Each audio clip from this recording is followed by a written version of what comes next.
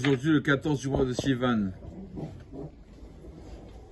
jour d'Aïwa d'un Rav qui était bien sûr contemporain, qu'on a pu connaître, il s'appelle Rav Nissim Megen. C'est un Rav qui, il faisait, il faisait des cours pour faire teshuva aux gens, dans les séminaires, etc. Tout ça pour les réveiller, Rav Nissim Megen. Et ces cours étaient enregistrés sur des cassettes, des CD, bien sûr. Une fois, il y a un monsieur qui, le Shabbat matin, il va à la synagogue et il voit qu'on lui a volé sa voiture. Il était chômeur Shabbat. Bon, j'irai samedi soir au commissariat porter plainte. Et il revient à la synagogue, il revient de la synagogue, il revoit sa voiture garée. Et il ne sait pas ce qui se passe. Ce matin, je ne l'ai pas vu. Bon, sûrement, je n'étais pas assez réveillé.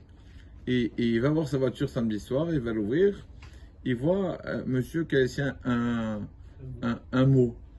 J'ai volé, j'ai entendu, j'ai remis. En fait, dans la voiture, il y avait un disque de Rav Nissim Megen qui parlait sur le vol.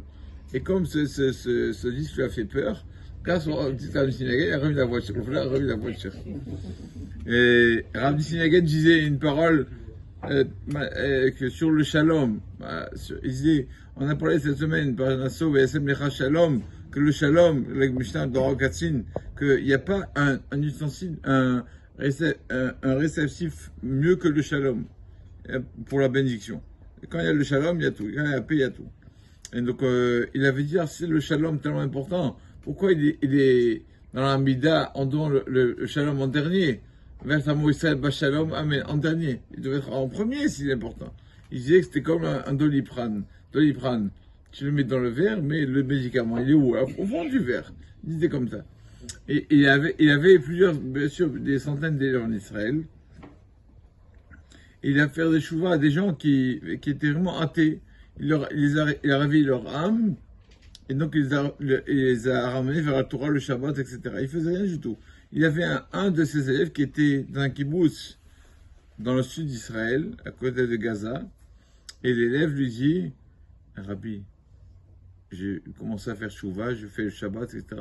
Mais Rabbi, s'il vous plaît, j'ai envie de déménager. Dans le kibbutz ici, il n'y a pas beaucoup de religion. Il a dit, non, reste quand même. Au moins, tu influenceras bien le reste des habitants du kibbutz.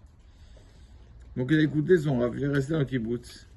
Et la veille du 7 octobre, le Rav Nissim Megen lui dit, viens, c'était un jour de fête, hein, viens, prends ta voiture et sauve-toi du kibbutz.